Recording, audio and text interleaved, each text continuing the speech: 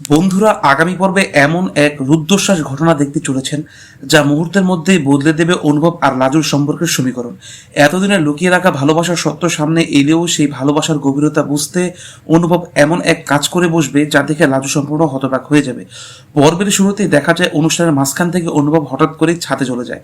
কিছুক্ষণ পর সে লাজুকে ফোন করে বলে, লাজু তুমি যদি এখনই ছাদে না আসো তাহলে আমি নিচে কোনো অনুষ্ঠানে যাব না। অনুভবের গলায় অদ্ভুত এক দৃঢ়তা শুনে লাজু আর এক মুহূর্ত দেরি করে নেই। সে দ্রুত সিঁড়ি থেকে বেয়ে ছাদের দিকে ছুটে যায়। ছাদে পৌঁছে লাজু হাঁপাতে হাঁপাতে বলে, এভাবেই সবাইকে চিন্তায় ফেলেছো কেন? সবাই তোমাকে খুঁজছে। অনুভব শান্তভাবে লাজুর দিকে তাকিয়ে থাকে, তার চোখে যেন হাজারো প্রশ্ন জমে আছে। সে ধীরে ধীরে বলে, আজ আর কোনো লুকোচুরি নয়, আমি শুধু তোমার মুখ থেকে সত্যিটা শুনতে চাই। লাজু কিছুক্ষণ চুপ থেকে অনুভবের কাছে এগিয়ে আসে, তার চোখে জল চিকচিক করছে। পরের মুহূর্তে সে অনুভবকে শক্ত করে জড়িয়ে ধরে। কাপা গলায় লাজু বলে, আমি আর লুকিয়ে রাখতে পারছি না, আমি শুধু তোমাকেই ভালোবাসি। এই কথাগুলো শুনে অনুভব কয়েক সেকেন্ড নিশ্চুপ দাঁড়িয়ে থাকে। ঠিক তখনই দুজনের অবস্থান বদলাতে গিয়ে লাজু হঠাৎ ভারসাম্য হারিয়ে ছাদের কিনারের দিকে পিছলে যায়। এক মুহূর্তে সেই নিচের দিকে ঝুলে পড়ে। শেষ মুহূর্তে ছাদের লোহার রেলিংয়ে একটি অংশ শক্ত করে ধরে নিজেকে কোনো মতে আটকে রাখে। লাজুর মুখে আতঙ্ক ফুটে ওঠে। সে কাপা গলায় বলে, অনুভব আমাকে বাঁচাও, আমার হাত ফসকে যাচ্ছে। অনুভব দ্রুত তার দিকে এগিয়ে এলেও কয়েক সেকেন্ড স্থির হয়ে দাঁড়িয়ে থাকে।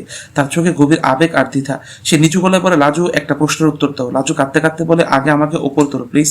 অনুভব আবার বলে, আমার চোখের দিকে তাকিয়ে বলো, তুমি কি সত্যি আমাকে সারা জীবন ভালোবাসবে?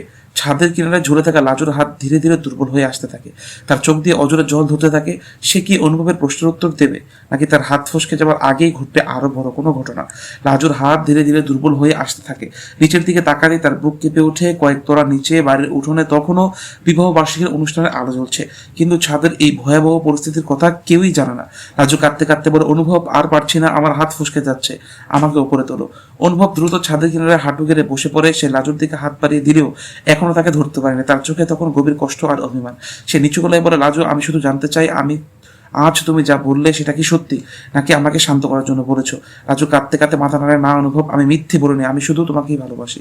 এতদিন নিজের মনকে লুকিয়ে রেখেছিলাম, আজ আর পারছি না। অনুভব চোখ ভিজে ওঠে।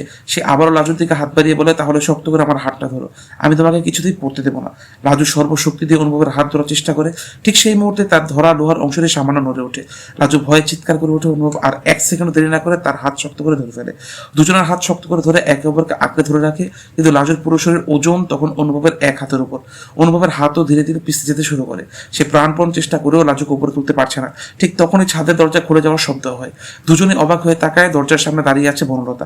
এই দৃশ্য দেখে বনলতা হতবাক হয়ে যায়। সে এক মুহূর্ত দেরি না করে ছুটে এসে অনুভবের হাত শক্ত করে ধরে। বনলতা চিৎকার করে বলে, অনুভব হাত ছাড়বে না, আমরা দুজন মিলে ওকে টেনে তুলবো। অনুভব মাথা নেড়ে সম্মতি জানায়। দুজনে মিলে প্রাণপণ চেষ্টা করতে থাকে লাজুকে উপরে তোলার। লাজু শেষ শক্তিটুকু দিয়ে নিজেকে উপরে তুলতে চেষ্টা করে। ঠিক সেই সময় রোহাল রেলিং থেকে আবারও একটি বিকট শব্দ শোনা যায়। শব্দটা শুনে তিনজনের মুখই ফ্যাকাশে হয়ে যায়। রেলিংটা কি ভেঙে যাবে, নাকি শেষ মুহূর্তে তারা লাজুকে নিরাপদ উপরে তুলতে পারবে? এই ভয়ঙ্কর পরিস্থিতি শেষ কি হবে?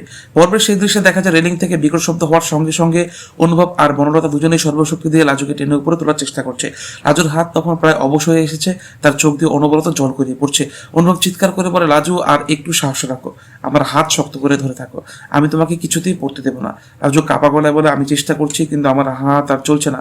ঠিক সেই মুহূর্তে বনলতা নিজের সমস্ত শক্তি দিয়ে অনুভবকে ধরে রাখে, যাতে সে সামনে ঝুঁকে পড়ে ভারসাম্য না হারায়। তারপর দুজনে একসঙ্গে শেষবারের মতো জোরে টান দেয়। পরের মুহূর্তে লাজু ছাদের উপরে উঠে আসে।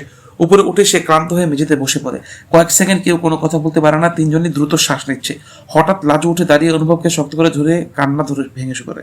সে কাঁদতে কাঁদতে হঠাৎ লাজু উঠে দাঁড়িয়ে অনুভবকে শক্ত করে জড়িয়ে ধরে কান্নায় ভেঙে পড়ে। সে কাঁদতে কাঁদতে বলে, আর যদি তোমরা না থাকতে তাহলে হয়তো আমি আর বাঁচতাম না।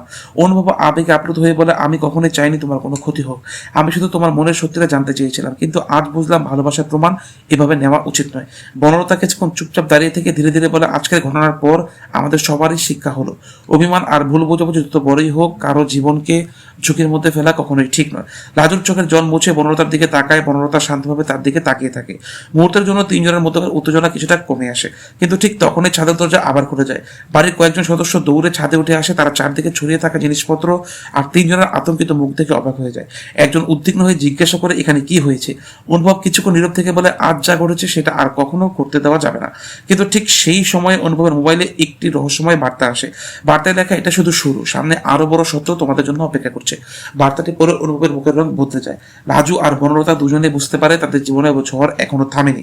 কি সেই নতুন রহস্য? কে পাঠালো এই বার্তা, আর সেই সত্য প্রকাশ পেলে অনুভব, লাজু ও বনলতার সম্পর্ক কোন দিকে মোড় নেবে, এসব প্রশ্নের উত্তর মিলবে আগামী পর্বে। ভিডিওটি ভালো লাগলে একটি লাইক করুন, কমেন্টে জানান আপনাদের মধ্যে রহস্যময় বার্তাটি কে পাঠিয়েছে। আর এমন আরও নতুন আপডেট সবার আগে পেতে আমাদের ইউটিউব চ্যানেলটি সাবস্ক্রাইব করতে ভুলবেন না। ধন্যবাদ।